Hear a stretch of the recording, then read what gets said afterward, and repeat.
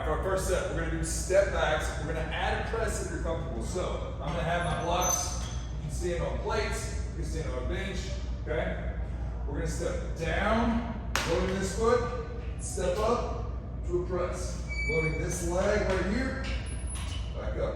Pull down, I got my nose over my knees, over my toe. I drive from this hip, go up and I press as I go. If the press is too much, you can take the press out.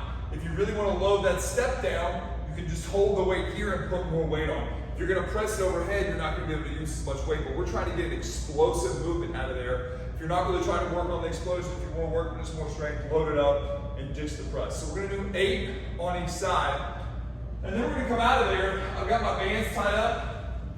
Okay, 2 together, looped. I want to keep the anchor about chest height, and I'm going to stand right here. Make sure that we get everything squared up. You want to get tension in the band, and then step out to meet it. Get the arms long, shoulders or hands at shoulder height, and you're going to feel that pull across. And on the inside leg, we'll hold for 20 seconds.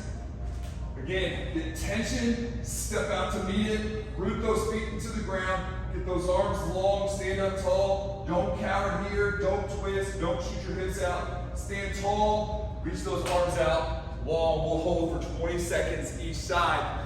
Then we'll rest for 2 minutes and we'll come back here. Again, we're trying to move up strong, fast, press up, back down. We'll do 8 each side, and then we have 20 seconds each side there, 4 rounds. Right, for our next move, we're gonna be doing dips. So I've got my parallel bars here. If you've got regular dip bars, that's great.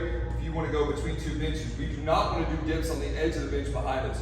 We'll find a different exercise. We can just do push-ups instead. What I'm gonna do here is I'm gonna get my feet off the ground, get my weight in my upper body, then lightly put my feet back down if I need to. If I don't need to, keep your feet up, that's fine.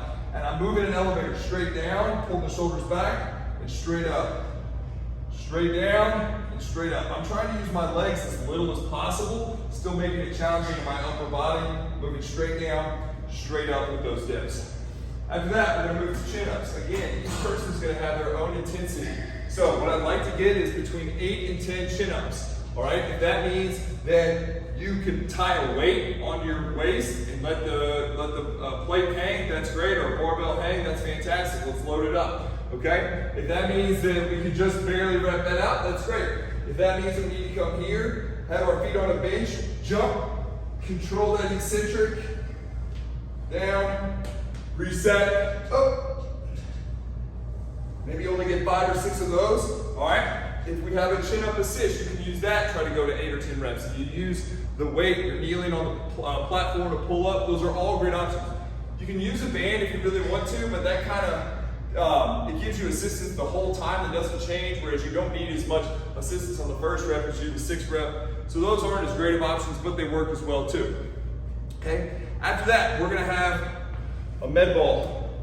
We're gonna be in a hinge, and we hinge down to our planted leg side, and then we chop up and bring the other leg up. Some folks like to put a wall right here, so if you can be next to a wall, hinge down, hit the ball on the wall, and that'll help give you a little hold and help get a little contraction here in the core. So I'll do it slow here so I have good clearance. Here, rip the ball up tall, and then put the ball on the wall, and that you'll feel how you can get more activation of that hip flexor and then abdominals when you get into the wall. So the motion will be here, hinge, chop up, hold against the wall. Hinge, explode up, and you're pushing the ball against the wall, really getting a good contraction here. You'll do 8 to 10 reps on each side there, okay? Then we'll go back to our dips, 8 to 10 reps. We're trying to get 8 to 10 chin-ups. If you're doing negatives or eccentrics, then we're gonna work maybe 6 reps, 5 to 6 reps. If we're doing the assist, maybe 8 to 10 reps. And then, again, if you're able to get a weighted chin-up, that's fantastic. And then we'll do 8 to 10 chops on each side, 4 rounds. Our last series in this circuit is simple kettlebell swing. So we're just gonna go to a simple classic, find the weight balance front to back of your feet, load your weight to your hips, sit your weight back in the hips. So I don't want my weight forward over top of the kettlebell. I'm gonna sit back into my hips. I'm loading right here. I'm gonna hike my kettlebell, and I'm gonna throw my hips forward. Hips back, hips forward. Hips back, hips forward. Okay? Just shooting that kettlebell back, trying to keep that kettlebell and arms tight, close to the body. Full send back, full send forward. When we go forward, we don't want to go overextended. We want to come up to the top, strong abs. Then we're just going to have some fun with some arm exercises. We're going to get dumbbells, we're going to get bicep curls. When we curl up, we kind of rotate our forearms, our elbows at the very top, we're going to move forward just a little bit.